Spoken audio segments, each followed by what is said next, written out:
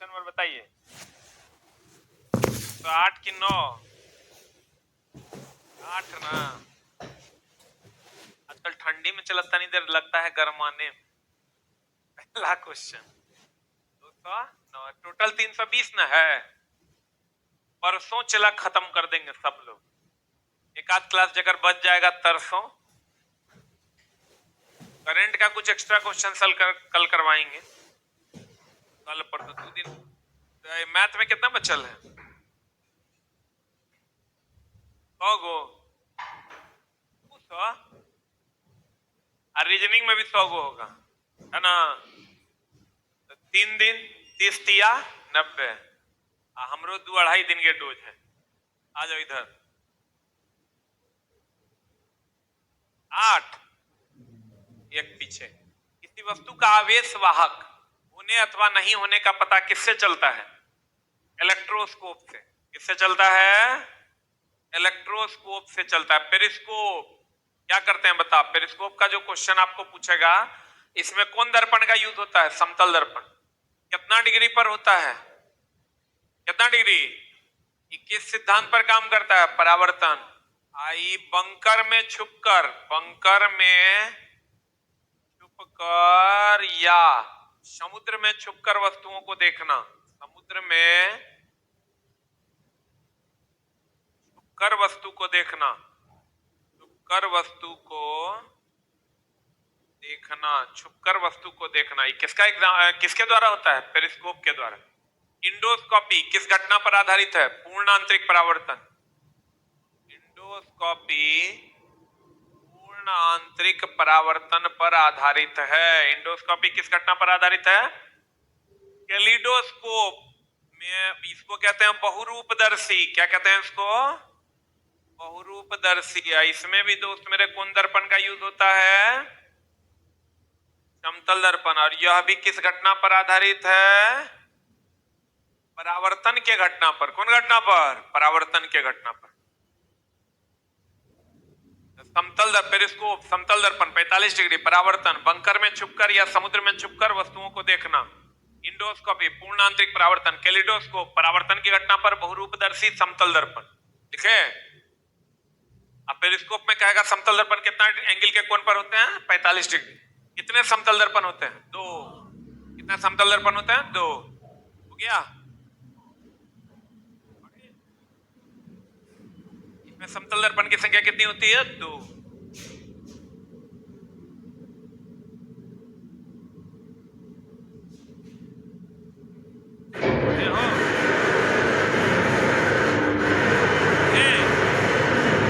अगला, प्रकाश एक माध्यम से दूसरे माध्यम में प्रवेश करती है तो क्या होता है बता। परावर्तन की अपवर्तन, परावर्तन की अपवर्तन। आपतित किरण, आपतन बिंदु पर अभिलंब, निर्गत किरण सभी अलग अलग तल में होते हैं कि एक ही तल में होते हैं? आपतित किरण, आपतन बिंदु पर अभिलंब, अपवर्तित किरण सभी एक ही तल में ना होते हैं। आंसर क्या हो जाएगा? B for ball. और आपतन कोण अपवर्तन कोण के क्या होगा? मारेंगे इतना मार के। आपतन कोण अपवर्तन कोण के बराबर होता है? आपतन कोण परावर्तन कोण के बराबर होता है? परावर्तन के नियम में देखो, परावर्तन का नियम पहला है आपतन कोण परावर्तन कोण के बराबर। दूसरा है आपतित किरण परावर्तित किरण अभिलंब तीनों एक तल में। अपवर्तन का नियम है आपतित किरण अपवर्तित किरण अभिलंब तीनों एक तल में, पहला नियम। और दूसरा नियम है साइन आई बटा साइन आर बराबर म्यू आर बटा म्यू आई। हाँ, स्नेल का नियम कहते हैं। किसका नियम कहते हैं? जैव खाद, जैव खाद बोले, जैविक खाद बोले तो हो गया कंपोस्ट। जैव खाद बोले तो, जैव खाद बोले तो कंपोस्ट। जैव खाद के संदर्भ में कौन सा कथन सही नहीं है बताओ? कंपोस्ट जो है दोस्त मेरे, कंपोस्ट को ही जैव खाद कहते हैं। ये चला असंतुलित होता है कि संतुलित? और ये कार्बनिक कंपाउंड होता है क्योंकि इसमें कार्बन की मात्रा, ह्यूमस होती है। ह्यूमस में क्या होता है? कार्बन। अब वही अजैविक खाद जो होता है वो अकार्बनिक है। अजैविक खाद क्या होता है? अकार्बनिक। यह संतुलित की असंतुलित? कैसा दोस्त मेरे? ये कार्बनिक होता है। कैसा होता है? लेट से काम करता है कि धीरे, तुरंत? लेट से कार्य करता है। अरे बोलो, कैसे कार्य करता है? लेट से कार्य करता है। और दोस्त मेरे असंतुलित है, कार्बनिक है, लेट से कार्य करता है। और दूसरा लाभदायक है कि हानिकारक है? वही अजैविक खाद क्या है? हानिकारक। इसमें आओगे दोस्त मेरे लाभदायक है, आईसी में अगर आओगे तो ये जल को अधिक समय तक रख पाएगा कि कम समय तक? इसका ठीक उल्टा होता है अजैविक खाद, जरा उर्वरक कहते हैं। ये पानी अधिक समय तक रख पाएगा, पानी अधिक समय तक रखेगा, पानी अधिक समय तक रखेगा।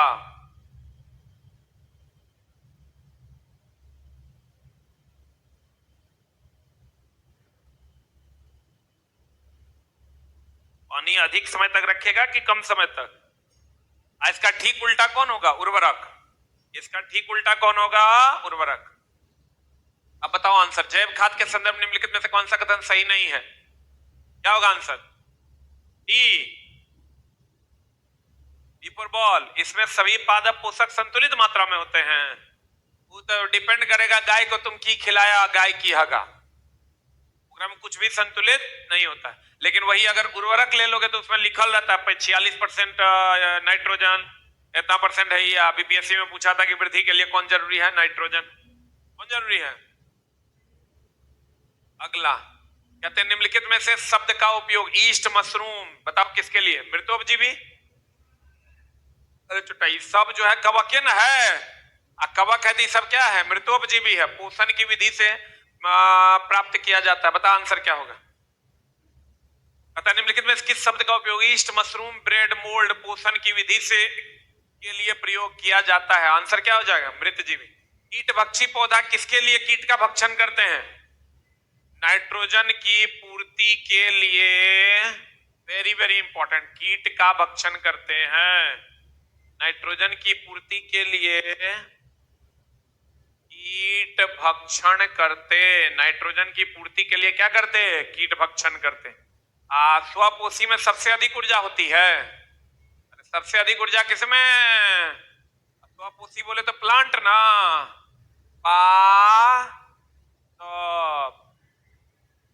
प्रदूषण सूचक कौन है? लाइकेन।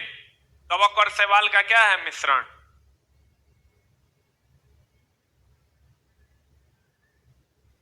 पढ़े?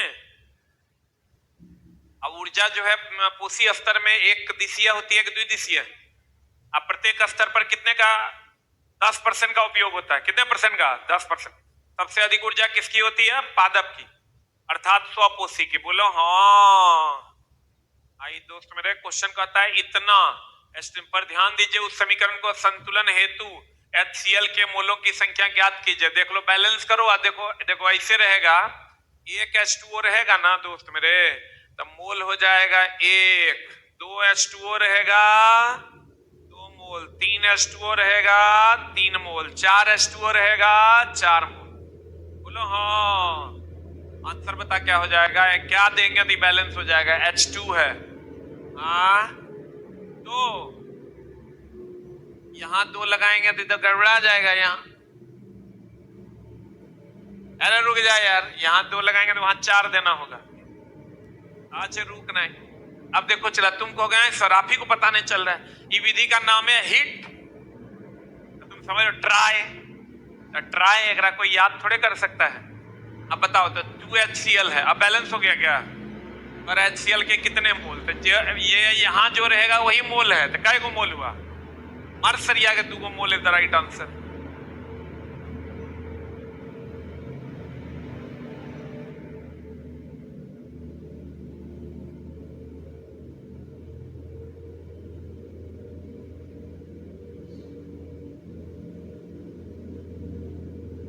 हो गया? वाह, पढ़े?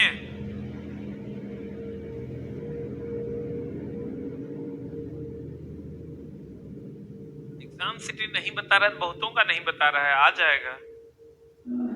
अगला, कांसा किसका किसका मिश्रण है? तांबा और पक्का। क्या नंबर आंसर हो जाएगा? 88% और क्या परसेंट? 12%। अब बताओ शोल्डर किसका किसका मिश्रण है? शोल्डर सीसा और टीन का मिश्रण है। कौन? शोल्डर। शोल्डर का ही दूसरा नाम क्या है? टांका। टांका टांका इसी का दूसरा नाम क्या है? रांगा। शोल्डर टांका रांगा इसी का नाम है आंसर।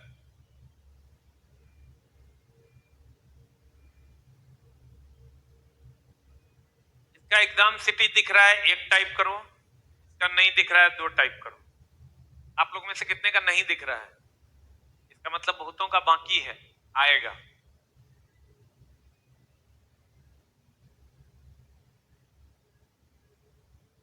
अगला, एक ढके हुए बर्तन के स्थिर तापमान पर रखा जाता है। कौन तापमान पर रखा जाता है? पता है, एक ढके हुए बर्तन को एक स्थिर तापमान पर रखा जाता है, यानी टेम्परेचर क्या हो गया? कांस्टेंट। सर्वप्रथम इसे रिक्त किया जाता है और फिर इसमें लगातार भाप छोड़ी जाती है। तो बताओ, टेम्परेचर कांस्टेंट होगा तो pressure is inversely proportional to volume हो जाएगा। ये किसका लॉ है? बॉयल्स का। ये किसका लॉ है? बॉयल्स लॉ है। कहता है एक ढके हुए बर्तन में स्थिर तापमान पर रखा जाता है, सर्वप्रथम इसे रिक्त किया जाएगा और फिर इसमें लगातार भाप छोड़ी जाती है। तो बर्तन में भाप का दाब क्या होगा? बताओ क्या होगा? जब रिक्त करके इसमें भाप लगातार छोड़िएगा तो दाब बढ़ेगा। बोलो ने, जब धीरे धीरे गैस छोड़ ले जाइएगा, पहले रिक्त कर देंगे फिर गैस छोड़ेंगे, तो दाब बढ़ेगा कि घटेगा? तो कहते हैं लगातार भाप छोड़ी जाती है, बर्तन के भाप का दाब क्या होगा? लगातार बढ़ेगा। इसमें से कोई नहीं, लगातार बढ़ेगा। पहले बढ़ता है फिर घट जाता है, पहले बढ़ता है फिर घट जाता है। क्या पहले बढ़ता फिर घटता, पहले बढ़ता फिर घट जाता। दोनों तो क्या ऑप्शन है? ये दोनों क्या ऑप्शन है? क्या होगा आंसर? बताओ क्या होगा आंसर? आंसर इसका अलग अलग जगह पर उल्टा पुल्टा दे ले हैं। आंसर होगा लगातार बढ़ता है। अगला सदिश राशि है, पता क्या होगा? ये हमेशा ध्यान रखना दोस्त मेरे, सदिश सदिश का जो मामला है, बताओ आवेश विभव और धारिता, ये तीनों कौन राशि है? कौन राशि है? तीव्रता। तीव्रता चाहे चुंबकीय हो या विद्युतीय हो, कौन राशि है? सदिश। कितना आ रहा है तुरा एलपी में? आवेश विभव और धारिता ये सब कौन राशि है? अदिश राशि। तीव्रता क्या है? सदिश राशि। तीव्रता क्या है? सदिश। तीव्रता क्या है? सदिश।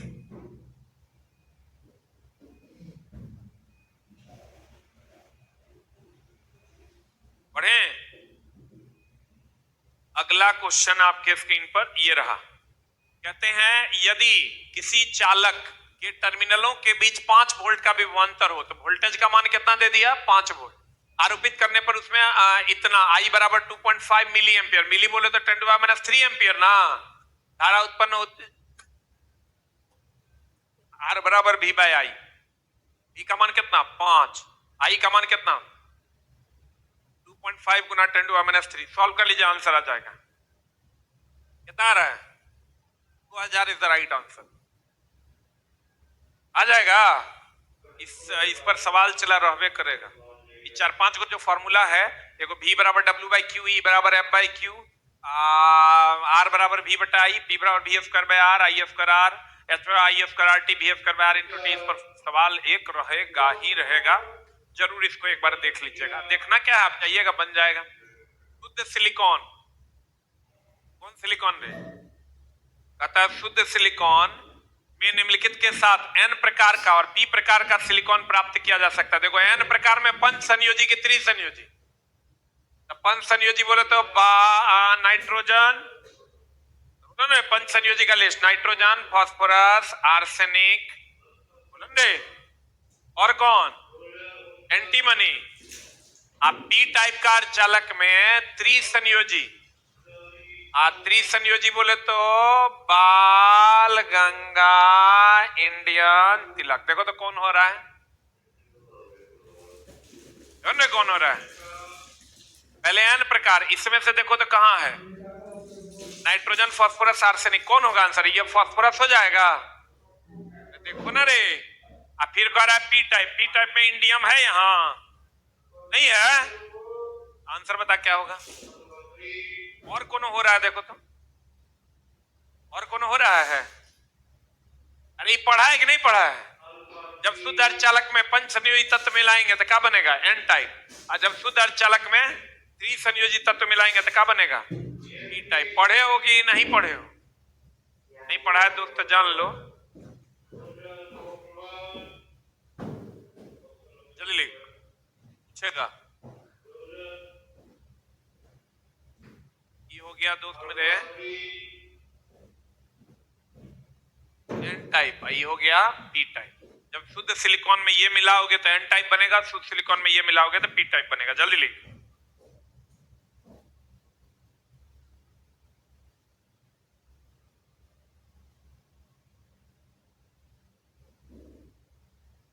लिखा?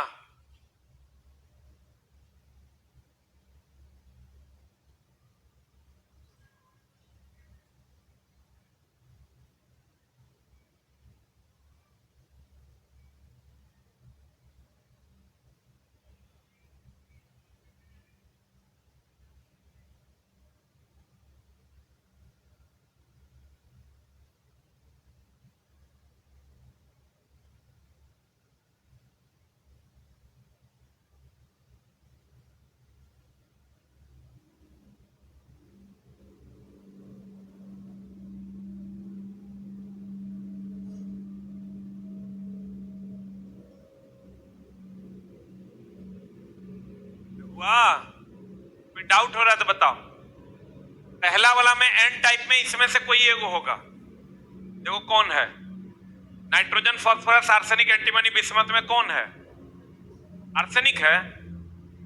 अच्छा यहाँ आर्सेनिक है तो यहाँ फास्फोरस हो ना है रे, ये दोनों ना होगा, क्योंकि इंडियम और एन टाइप पहले करा है, पी टाइप बाद में करा। इंडियम अल्युमिनियम तो इसमें ना है, तो पहले एन टाइप खोजना था, तो ई दोनों नहीं होगा, ई दोनों नहीं होगा। अब आ जाओ पी टाइप में, तो पी टाइप में देखो तो फास्फोरस होगा क्या?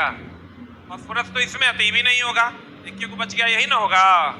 इंडियम, इंडियम देखो है ना यहाँ, बोलो। अब बताओ अशुद्धि मिलाने से अर्धचालक की चालकता बढ़ती है कि घटती है? बढ़ती है। क्या होती है? बढ़ती है। आंसर बताओ इसका क्या हो जाएगा? What is the answer? निम्न से कौन सा कथन यौगिकों के संदर्भ में सत्य नहीं है? यौगिक की परिवर्तनीय संरचना होती है, यौगिक की एक निश्चित संरचना होती है, मिश्रण की परिवर्तनीय संरचना होती है, यही तो गलत है। तत्व नए यौगिक बनाने के लिए प्रतिक्रिया करते हैं, सही बात है। तो अगर तत्व ये हाइड्रोजन है, H2 है, O2 है, तब नया यौगिक बनाने के लिए H2O बनाएगा, या ले लो C+O2 बराबर क्या बनाएगा? CO2। प्रत्येक नए पदार्थ की संरचना हमेशा तय होती है, सही बात है। घटकों का केवल रासायनिक या विद्युतीय प्रतिक्रियाओं से अलग किया जा सकता है, यह भी सही है। यौगिक की परिवर्तनीय संरचना नहीं होती, यौगिक की निश्चित संरचना, और यौगिक को निश्चित अनुपात में मिलाया जाता है। किसमें मिलाया जाता है? अगला, गैसोलीन के अणुओं का एक साथ रखने वाले रासायनिक बंधों को किस प्रकार की ऊर्जा पाई जाती है? बता कौन प्रकार की? रस गैसोलीन के अणु है, तो गैसोलीन के अणु है तो ऑब्वियस सी बात है, चला केमिकल ना है रे, केमिकल है तो बताओ कौन ऊर्जा होगा? रखने वाले रासायनिक बंधों में किस प्रकार का रासायनिक स्थितिज ऊर्जा पाया जाएगा? बोलो। गुरुत्वाकर्षण स्थितिज ऊर्जा का मतलब हुआ पोटेंशियल एनर्जी। पोटेंशियल एनर्जी बोले तो mgh। कभी कभार क्वेश्चन पूछता है गुरुत्वाकर्षण की ऊर्जा किस पर निर्भर करती है? ऊंचाई में अंतर पर। किस पर निर्भर करती है? h पर निर्भर करती है, अर्थात ऊंचाई में अंतर पर निर्भर करती है। अप्रत्यास्थ स्थिति ऊर्जा कहां होता है? शरीर में। शरीर में कौन ऊर्जा? प्रत्यास्थ स्थिति ऊर्जा होता है। थोड़ा क्वेश्चन पूछा था चलते हुए बस में कौन ऊर्जा? गतिज ऊर्जा। कौन ऊर्जा? बढ़े? अरे बढ़े हो। अगला बता, निम्नलिखित में से कौन सा गुण चुंबकत्व के लिए निश्चित परीक्षण है? एगो चला दिशा कि हमेशा ये नॉर्थ साउथ में लटकेगा, दूसरा विकर्षण। चुंबक का असली पहचान क्या है? विकर्षण। और एगो दिशा, जब भी लटकाओगे या किस दिशा में लटकेगा? उत्तर दक्षिण दिशा। बताओ आंसर क्या होगा? निम्नलिखित में से कौन सा चुंबकत्व के लिए निश्चित परीक्षण है? एगो प्रतिकर्षण, एगो दैशिक गुण होगा। आंसर बता क्या हो जाएगा? आकर्षण नहीं, दैसिक गुण का मतलब होता है दिशा, कि यह हमेशा किस दिशा में लटकेगा, नॉर्थ साउथ डायरेक्शन में। तो आंसर बता दो क्या हो जाएगा, व्हाट इज द आंसर? 2 और 3, तो 2 और 3 तो बी और सी। चुंबक की असली पहचान क्या है, विकर्षण। आएगा दैसिक गुण भी हो जाएगा। अस्थाई चुंबक किसका बनाता है, इस्पात का। और अस्थाई चुंबक किसका बनाता है, नरम लोहे का। नरम लोहे को ही क्या कहते हैं, मृदु लोहा। नरम लोहे को क्या कहते हैं, मृदु लोहा। अगला, किसी प्रतिकर्षण विद्युतीय बल, किसी प्रतिकर्षण विद्युत बल के विरुद्ध एक इकाई धनावेश को एक बिंदु से दूसरे बिंदु तक ले जाने में किए गए कार्य को क्या कहते हैं, विभवांतर। विद्युतीय क्षेत्र के बारे में पूछेगा, वो कौन राशि है, सदिश। अब विभवांतर यानी V बराबर फॉर्मूला क्या होता है, W/Q। फॉर्मूला क्या होता है रे, W/Q। अब फ्लक्स का एसआई मात्रा क्या है, वेबर। फ्लक्स का एसआई मात्रा क्या है, वेबर। फ्लक्स का एसआई मात्रक वेबर। विद्युतीय क्षेत्र की सदिश की अदिश। विद्युतीय क्षेत्र की तीव्रता को ही विद्युतीय क्षेत्र कहा जाता है, और चुंबकीय क्षेत्र की तीव्रता को ही क्या कहता है, चुंबकीय क्षेत्र कहते हैं। बोलो ने। अगला,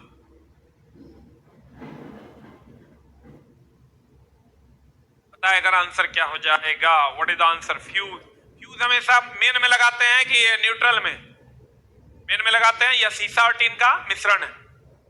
अधिक धारा से बचाएगा कि कम धारा से, अधिक धारा से। ओवरलोडिंग से बचाएगा, किससे बचाएगा, ओवरलोडिंग और शॉर्ट सर्किटिंग से बचाता है। कहते हैं निम्नलिखित में से कौन सा कथन सही है, टीन लेड के मिश्र धातु का उपयोग फ्यूज में करते हैं, सही है।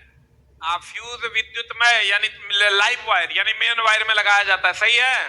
फ्यूज चैन्य पदार्थ का गलनांक उच्च होता है कि निम्न होता है, उच्च होगा तो गलवे नहीं करेगा। फ्यूज के तार का प्रतिरोध उच्च, प्रतिरोध उच्च और गलनांक, आइए अधिक धारा से सुरक्षा की कम धारा से, अधिक धारा से। ओवरलोडिंग से, शॉर्ट सर्किटिंग से सुरक्षा देता। आंसर बता दो मेरी जान, डी नंबर। बढ़े।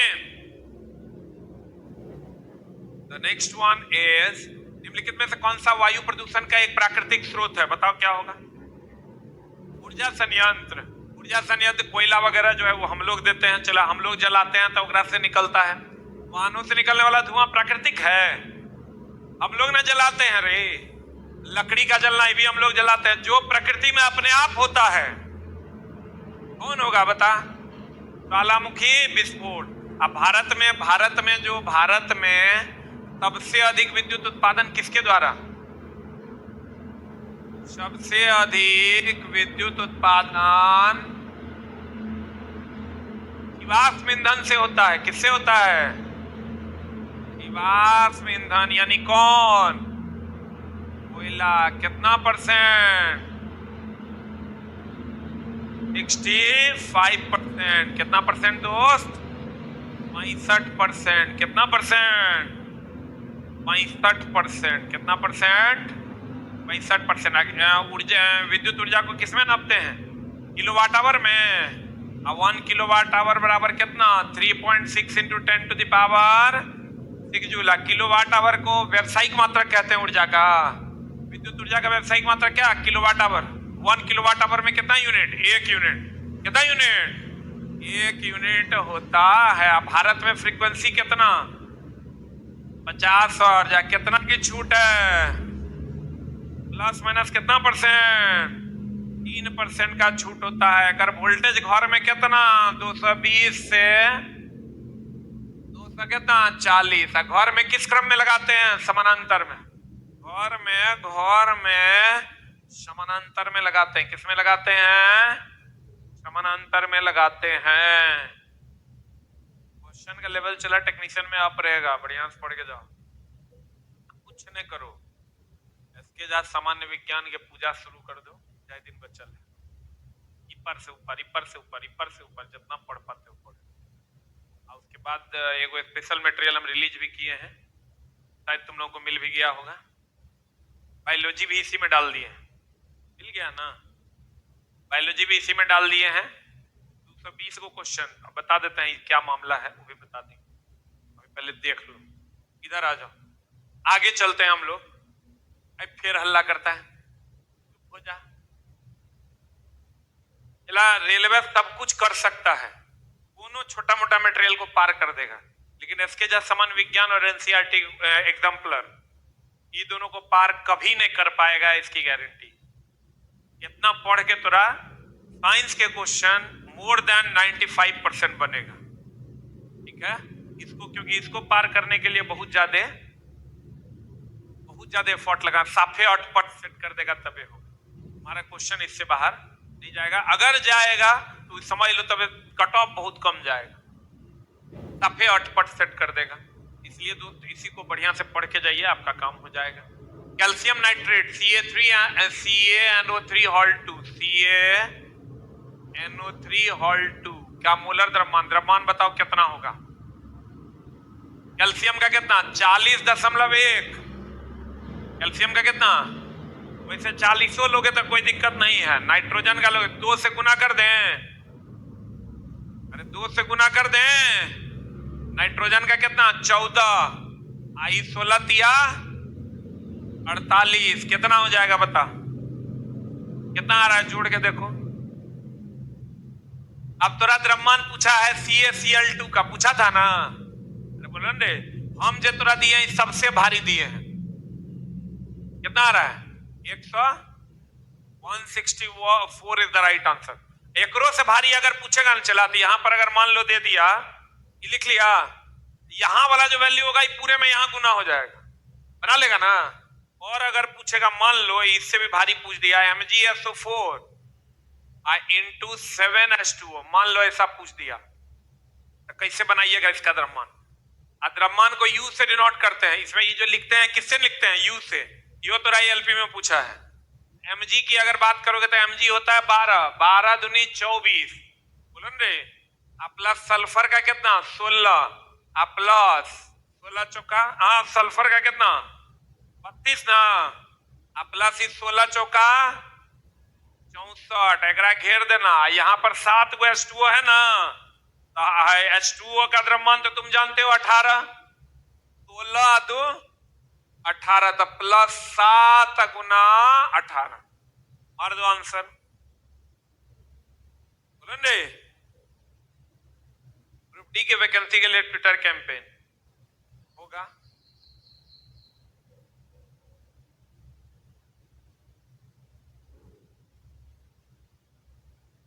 अभी चला सब बच्चा टेक्नीशियन में उलझल है, पहले टेक्नीशियन का एग्जाम दे देने दो, उसके बाद पहला काम यही होगा। सारे टीचर्स में आपस में भी बात हो गई है, पहला काम यही करना है, ग्रुप डी के लिए ट्विटर कैंपेन हो गया। अरे हुआ। अगला, निम्न में से कौन सा एक सदिश मात्रा नहीं है? पता क्या होगा? सदिश मात्रा नहीं है, क्या होगा आंसर? अरे विद्युत प्रवाह। विद्युत प्रवाह बोले तो क्या? धारा। धारा कौन राशि है? अदिश। विभव कौन राशि? अदिश। धारिता, आवेश, ये सब कौन राशि है? अदिश राशि। फ्लक्स कौन राशि है? अदिश राशि। बाकी सब क्या है? सदिश राशि। जल्दी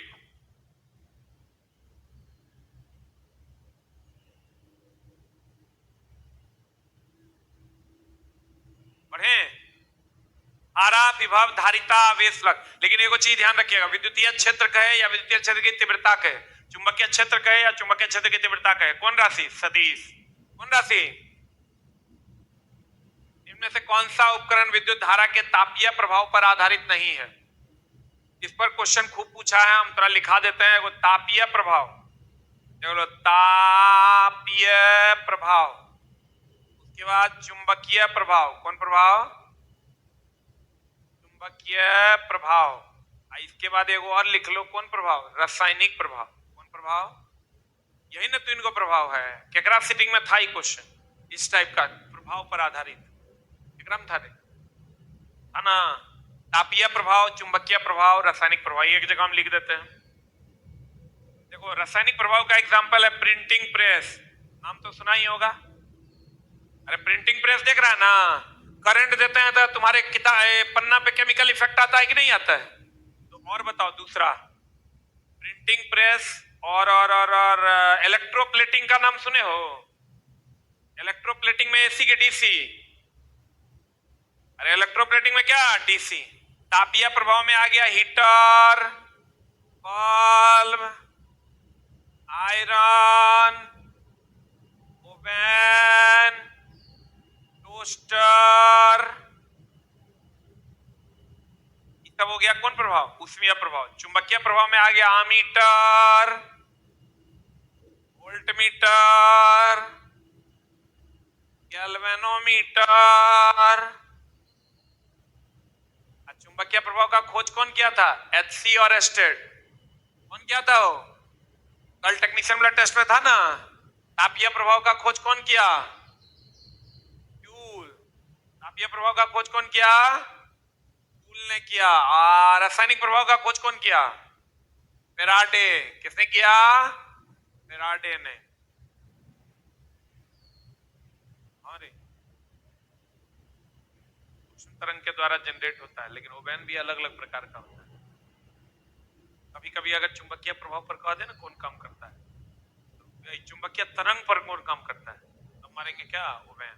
ओवेन माइक्रोवेव्स पर काम करता है। सर मेरा नाम रविंद्र कुमार है, मेरा दायां पैर में प्लास्टर लगा हुआ है, एग्जाम सेंटर पे जाने दिया जाएगा? सर टेक्नीशियन पे, हाँ एकदम जाने दिया जाएगा। मेरा टूट गया, जाने नहीं देगा? तो बच्चा की गलती, तो बच्चा जेन्युइन है ना, एकदम जाने देना पड़ेगा। हो गया? वाह, आगे बढ़ते हैं। बढ़े हो? अरे बोलो ना रे। अगला स्क्रीनशॉट ले लो जल्दी से। अगला क्वेश्चन, तापमान और दबाव में क्रमशः वृद्धि के साथ वायु का संघनन। वायु का संघनन मतलब क्या? अरे वायु का संघनन मतलब क्या?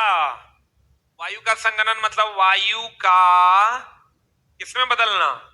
द्रव में बदलना। बताओ क्या हो जाएगा आंसर? वायु को द्रव में बदलना है तो बताओ ताप निम्न करना, घटाना पड़ेगा कि बढ़ाना पड़ेगा? तापमान और दबाव में क्रमशः वृद्धि के साथ तो ताप अगर बढ़ा देंगे तो संघनन घटेगा कि बढ़ेगा? कैसे? वायु को द्रव में बदलना है, चोटा से ठंडाना ना पड़ेगा रे। वायु को द्रव में बदलना है तो ठंडाना पड़ेगा, गर्माना पड़ेगा?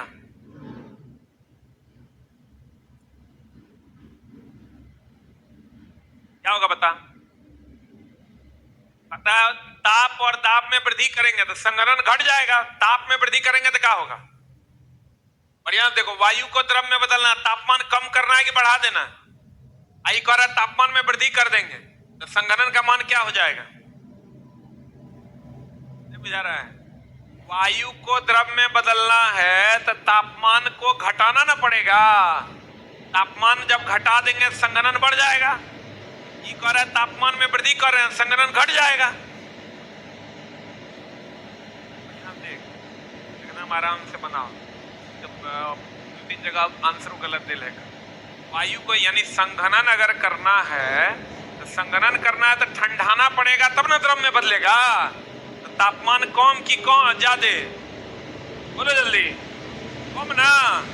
संघनन अगर ज्यादा होगा तब, संघनन ज्यादा तब होगा जब तापमान क्या होगा? कम। संघनन ज्यादा तब होगा जब तापमान क्या होगा? कम। संघनन ज्यादा तब होगा, संघनन ज्यादा तब होगा जब तापमान कम होगा। ये कह रहा है तापमान में वृद्धि कर रहे हैं, इसका मतलब ये दोनों इनवर्सली है कि डायरेक्टली है? तापमान में वृद्धि कर रहा है, तापमान में वृद्धि करेगा संघनन घट न जाएगा? तो बताओ पहला वाला तो घट जाएगा। बोलो। अब कह रहा है दाब में क्रमशः वृद्धि कर रहे हैं, हमको ही बताओ अगर pressure is directly proportional to temperature, बोलो नहीं करेगा? Pressure is directly proportional to temperature, तो जो काम टेम्परेचर के साथ होगा वही ना प्रेशर के साथ होगा। इसका मतलब यह भी घटेगा। बोलो। Pressure is directly proportional to temperature.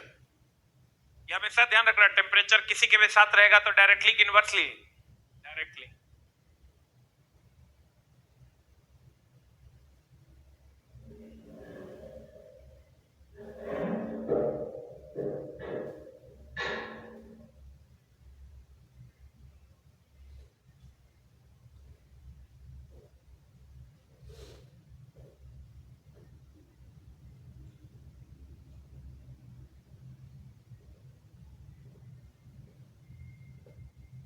गया?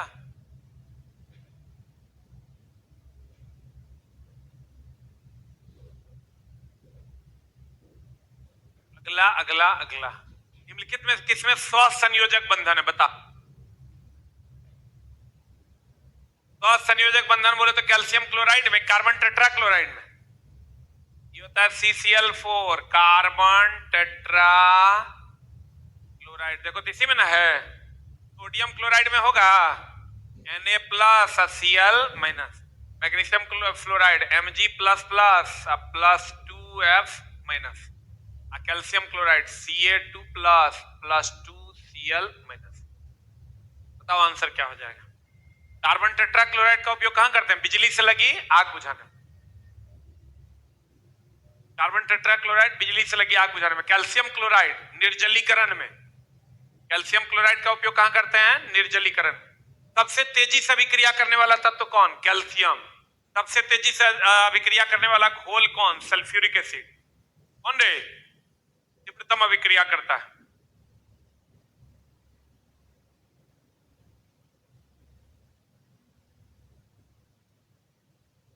पढ़े?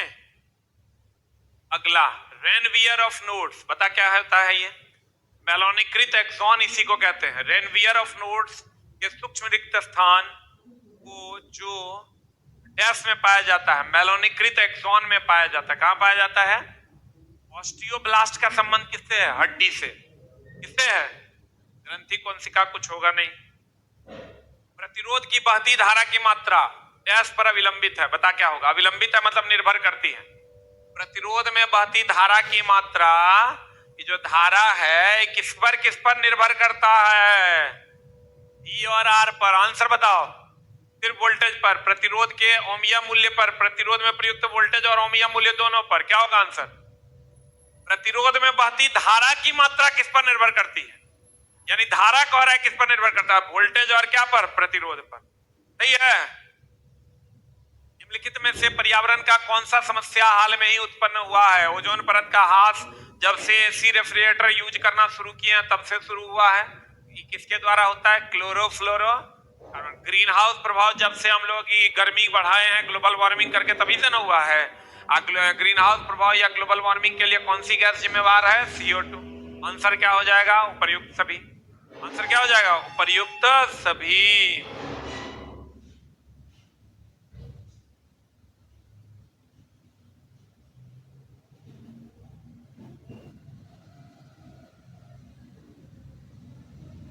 क्या?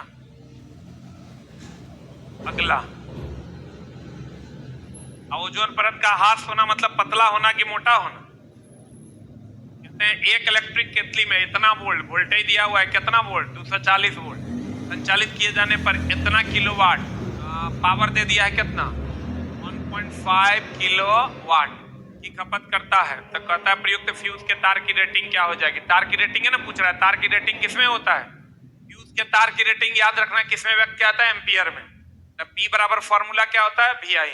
I बराबर क्या हो जाएगा? P/V। P का मान कितना हो जाएगा? 1.5 किलो बोले तो कितना? 1000 बटा V का मान कितना हो जाएगा? 240। सॉल्व कर लो, आंसर आ जाएगा। कितना आ जाएगा?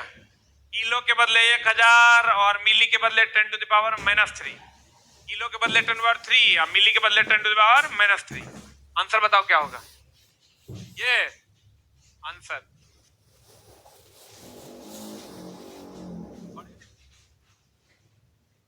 बढ़े हो? यदि किसी स्थान पर तापमान में सहसा वृद्धि होती है तो आपेक्षिक आर्द्रता क्या हो जाएगी? बढ़ जाएगी। तापमान में वृद्धि करोगे आपेक्षिक आर्द्रता भी क्या हो जाएगा? बढ़ जाएगा। इसलिए बढ़ेगा कि तापमान में वृद्धि करोगे अणुओं के कण छोटे छोटे टुकड़ों में कट जाएंगे और टूट जाएगा तो आर्द्रता बढ़ जाएगा। आपेक्षिक आर्द्रता किससे नापते हैं? हाइग्रो के हाइग्रोमीटर से। और आपेक्षिक घनत्व को किससे? हाइड्रोमीटर से नापा जाता है। हाइड्रोमीटर किसके सिद्धांत पर काम करता है? आर्किमिडीज के। इलेक्ट्रोमीटर किसके सिद्धांत पर काम करता है? आर्किमिडीज के। किसके सिद्धांत? आर्किमिडीज के सिद्धांत पर काम करता है। पेंडुलम की लंबाई को दुगुना कर दिया जाए, पता क्या होगा? पेंडुलम की लंबाई T बराबर होता है 2π√L/g। इसको दुगुना करेंगे भी दुगुना हो जाएगा। आंसर बताओगे? दुगुना करेंगे तो √2 गुना ना हो जाएगा रे। इसको दुगुना करेंगे लंबाई को तो कितना गुना हो जाएगा? √2 गुना। आंसर बता क्या हो जाएगा? दुगुना की √2 गुना। अरे हाँ, द्रव्यमान भी आधा है। अच्छा, द्रव्यमान पर तो निर्भर ही नहीं करता है। तो पता है लंबाई को दुगुना कर दिया जाए तो उसके गोलक के द्रव्यमान को आधा कर दिया जाए तो उसका आवर्तकाल क्या होगा? द्रव्यमान पर निर्भर करता है। द्रव्यमान को 20 गुना भी कर देगा तो कोई फर्क नहीं पड़ेगा। अगला अगला अगला, किसी सीधे चालक में धारा की दिशा उसके समृद्ध चुंबकीय क्षेत्र की दिशा बताओ किसके द्वारा दर्शाया जाता है? मैक्सवेल के दक्षिणास्थ नियम द्वारा।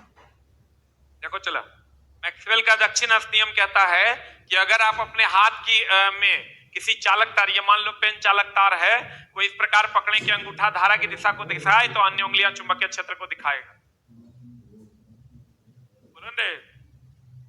ध्यान से समझना। अगर कहता है मैक्सवेल का दक्षिणास्थ नियम कहता है कि अगर अपने हाथ में किसी चालक तार को इस प्रकार पकड़े कि अंगूठा धारा की दिशा को दर्शाए तो अन्य उंगलियां चुंबकीय क्षेत्र को दर्शाए। बोलो आंसर बताओ। किसी सीधे चालक में धारा की दिशा और उससे संबंध चुंबकीय क्षेत्र की दिशा किस नियम के द्वारा दर्शाया जाता है? मैक्सवेल के दक्षिण। आप बताओ, फ्लेमिंग का बामहस्त नियम किसके लिए? मोटर के लिए। मोटर के लिए बोले तो बल के लिए ना, बल या गति के लिए। मैक्सवेल का बामहस्त नियम नहीं होगा, दक्षिणहस्त नियम होगा। आंसर बताओ क्या होगा? बी। किसी कहता है देखो, किसी सीधे चालक में धारा की दिशा और उससे समृद्ध चुंबकीय क्षेत्र, कहता है यह अंगूठा धारा की दिशा होगा तो अन्य उंगलियां किसकी दिशा? चुंबकीय क्षेत्र। आंसर बता क्या होगा? B for ball. B for क्या? Ball is the right answer.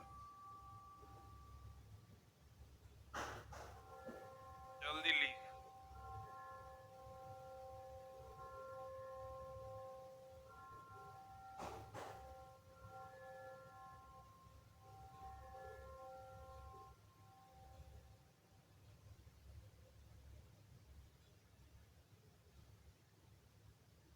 और वाला आदमी चला कभी कोनो काम कह देता है, फलना जगह जो है ना, तनी है कागज ला देना था, तनी भेज देना था। हम जाएंगे अब कागज लाने, फिर ओकरा भेज। 20 दिन 3 महीना से फोन कर रहे हैं, हमारा टाइम मिलेगा तब हम जाएंगे। 6 महीना और फोन होगा, हमारा टाइम ही नहीं मिलता है। चला अभी जब फोन करता है तो कहते अच्छा रुको 5 मिनट में करते हैं, फिर हमारा 15 दिन बाद याद आता अच्छा अच्छा कागज लाना। मन तो करता है कि जाके तुरंत ला दे, लेकिन क्या लाना संभव है?